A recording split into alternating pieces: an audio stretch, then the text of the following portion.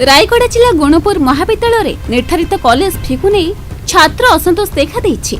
युक्त 3 द्वितीय वर्ष रे जो छात्र छात्री माने सेल्फ फाइनेंशियल मोड रे एडमिशन होइछंती से माने कॉलेज फी ह्रास करबा दाबी करी राज रास्ता को लेछंती।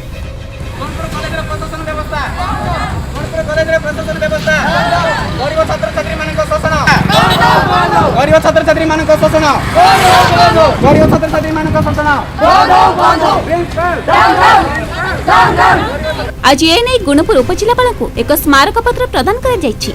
ए संपर्क में गुणपुर महाविद्यालय अध्यक्ष वामदेव मिश्र को अवगत कराई पारु कॉलेज फी वृद्धि करा जाय नहीं।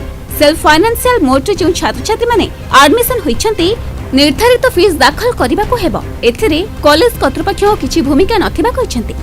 गुणपुर प्रणव पात्रଙ୍କ रिपोर्ट ओएनए खबर।